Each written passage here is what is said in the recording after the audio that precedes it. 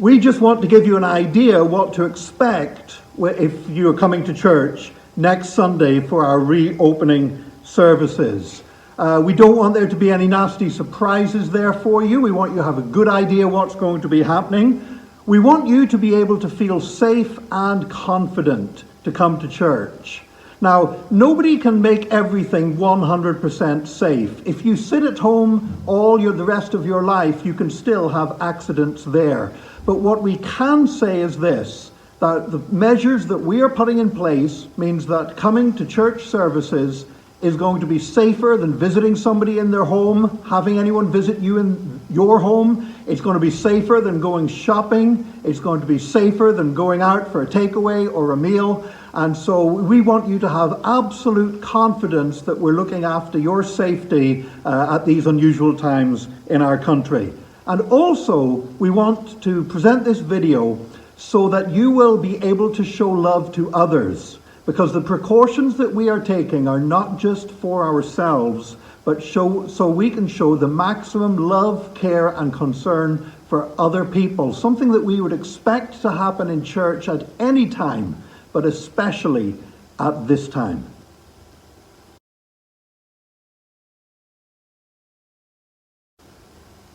Now, before you arrive at church, decide which service you want to attend. We're going to be having 3 services, 9 o'clock, 10:30, and 12 noon. The 9 o'clock service is different from the others, and let me explain why. The 9 o'clock service is for people who maybe are vulnerable because of a underlying medical condition or something that might affect your immune system, or if you're just feeling a bit nervous about coming back to church the first time, or indeed if you're a little bit older. If you are blessed to have more years on the clock than me, then this service is for you. And now this is only true of the 9 o'clock service, but in the 9 o'clock service, masks will be mandatory. So everybody will be wearing masks. Now,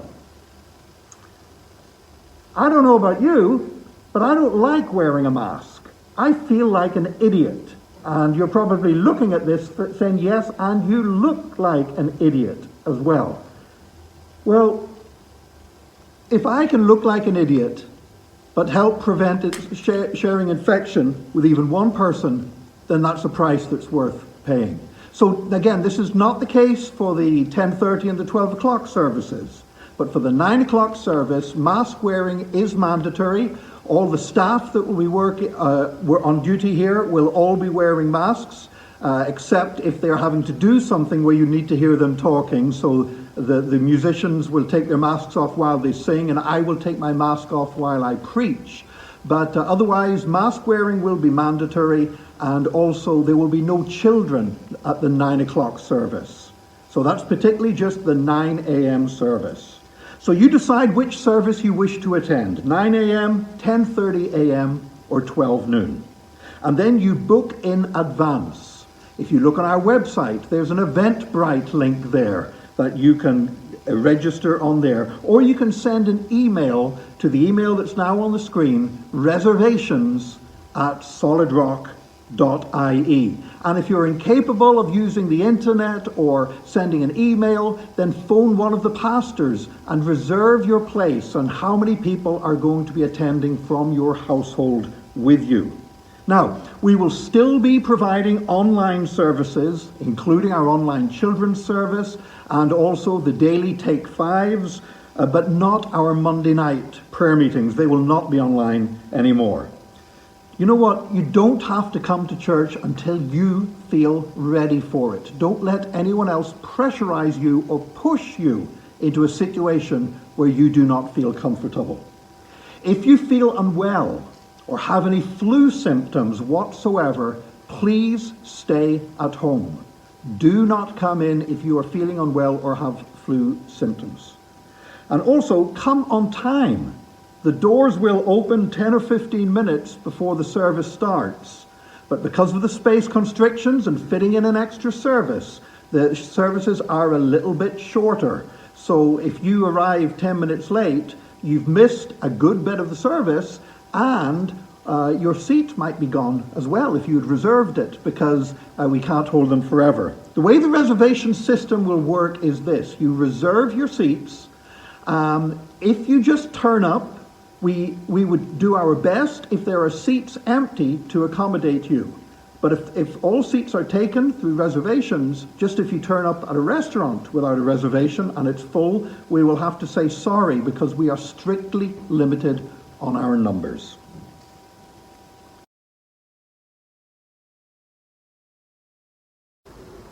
When you arrive at the church building, if you may have to wait outside and line up to get in. Now, we don't anticipate that there will be long lines. It certainly will be much, much less than if you were going to Lidl or Woodies or somewhere like that. But if you do have to wait outside, please stand 2 meters apart. If it is raining, we will provide an umbrella for you to stop you getting wet. If the sun is shining and you're scared of getting sunburn, we will provide an umbrella for you. And if, like often happens in an Irish summer, we get both rain and sun at the same time, well, we can give umbrellas out for either purpose. So we stand 2 meters apart. We are going to be following a one-way system. So please enter by the single door. That is, as you come into the car park and you are looking at the building, this is the door on your left-hand side. So we will go in through the single doors and we will exit through the double doors at the right-hand side of the building.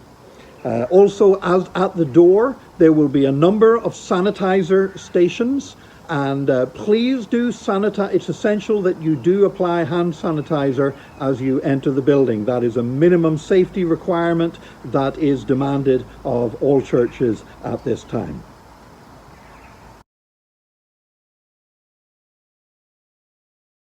Once you come into the church, for certainly the 10:30 service and the 12 o'clock service, masks are optional. You don't have to wear them unless you want to. And we will have some masks available if you wanted to wear one but didn't bring one. Also, wait to be seated. You will be seated with your household. Now, it's important that everybody lives in the same house, sits together. I'm sorry, your children, your youth cannot go and sit with their friends. We're not allowed to do that. So each household that lives together will sit together, and you will be 2 meters distant from every other household unit. So children must sit with the family. Please keep your personal belongings with you. Because we are operating a one-way system for entering and exiting, you won't have an opportunity if you leave your bag or your coat down somewhere to go back and get it. So keep it with you at all times. The good thing is, because you're 2 meters apart from every other family unit, nobody's going to trip over your bag or your coat when they're on their way to their seat. Now, your first impressions when you come in, you'll see that there will be a new carpet and new paintwork, so it will smell clean. No clutter. We've also got new chairs. Now, they're not that impressive. They're plastic chairs. And we apologize for that, but again, this is a health requirement that we have to do a deep clean between services, and we cannot do that with fabric seats. So we have purchased plastic seating for your safety and your security.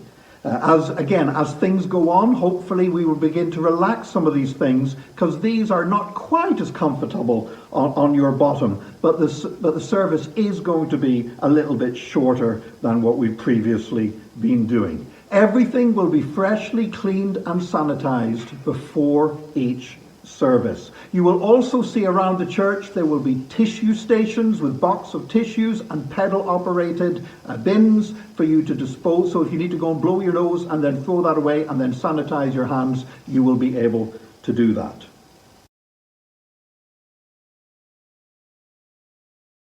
Now, during the service itself, no hugs or handshakes, please.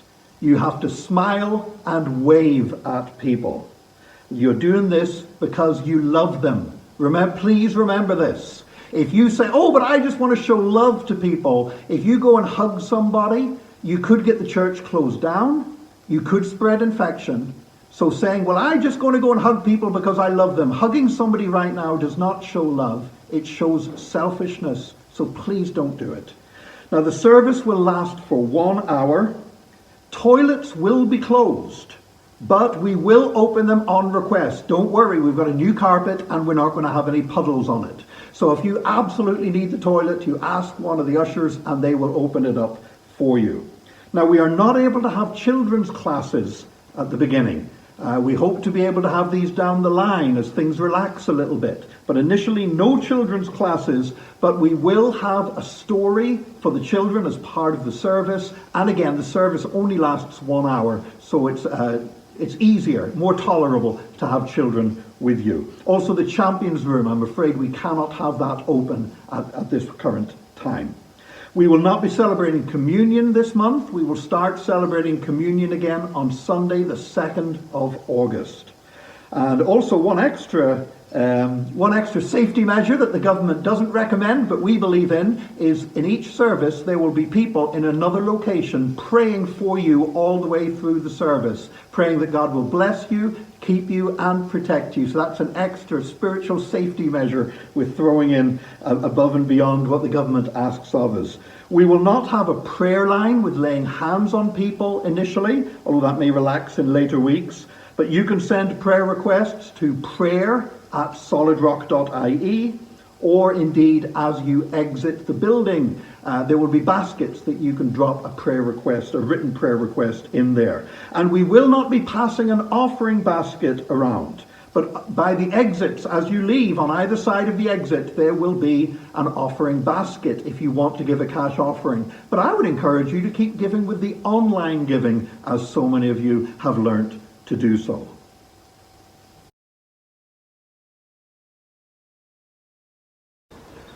After the service has finished, there will be no cafe. We do hope to restart that down the line, but for the initial couple of weeks, there will be no cafe in operation.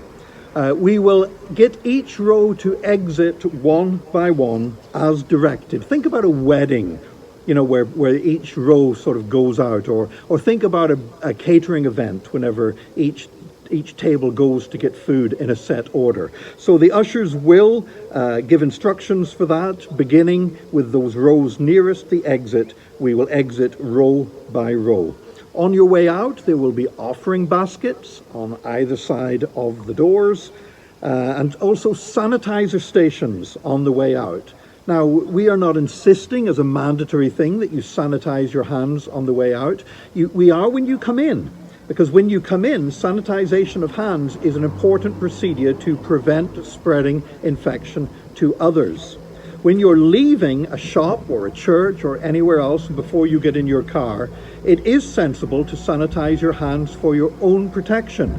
And so we are providing sanitizer stations here at the exit as well as the entrance, but it is not compulsory to use them. Then when you get into the car park, you can fellowship with people in the car park, but please do observe the 2-meter distancing. Now, I know that some people will not like that, but I'm sorry, we have to insist that even in the car park outside the church, while you're on the church property, no hugs and handshakes, and please keep 2 meters distant from anyone who is not living in the same household as you. Now, if you ignore this, it is very likely that the church could be closed again and we would have to halt our in-person services. The experience of the church in other countries has been that this is actually where the most problems have occurred, where neighbours have seen churches coming out into the car park, ignoring distancing, and then they have notified the authorities and those churches have been closed down. So once again, I would please say to you, please don't be the person who gets the church shut down. So let's maintain our distancing while we're in the car park. Now, there will be at least one pastor available out in the car park as you leave. Again, it's been a long time since some of us have been able to get advice from a pastor, so there may be a bit of a queue, 2 meters apart. You've got it.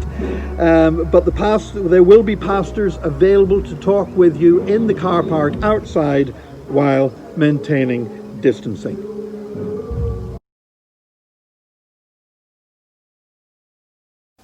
Now, having gone through all these safety precautions, some people might say, is this not a bit OTT, a bit over the top? Well, quite possibly it is, but we would rather be overcautious than take unnecessary risks. You know, imagine you're driving onto a housing estate and you see one of those signs, be careful because there's kids and there's kids running around. What do? You drive slowly. You don't just speed up and say, oh, I've got faith in God, he won't let me run anyone over. No, it is not ungodly to be cautious, and we want to be, I would rather be mocked for being overcautious than put anyone at risk. There also, I'm sure there will be some people who will look at this video and I will get the response, I'm ready for it, for people to say, oh, you need to have more faith. When you get in the car to drive somewhere, imagine if you're putting your seatbelt on and another Christian comes and raps on your window and says, what are you putting your seatbelt on for? You ought to have more faith. God can stop you dying in a crash. Or when you leave the house, if somebody rebuked you for locking the door, saying you should have faith that God will stop people breaking into the house. Or when you observe speed limit signs, do people say to you, you should have more faith. If you speed, God will protect you. You know, we need to avoid hypocrisy, masquerading as faith. Now, thank God we're not at the stage that they are in some other countries. I've actually seen people online, for example, in the United States, who carry guns to church because they can't trust God to protect them from getting shot when they go to church. And yet they mock people for wearing a mask. Even though in the United States, more people die in one day from coronavirus than die from mass shootings in an entire year. You see, sometimes we can say spiritual sounding slogans like have faith whenever we're really being hypocritical. And so I would encourage you to have faith, and I would encourage you to have love for the people around you. These measures that we are taking are not being taken out of fear. They are being taken out of love, because we care for the people around us, and we care for our community, and we care for our nation, and we are determined to open church together safely. And we welcome you to join us next week. God bless you. I'm looking forward to it so much.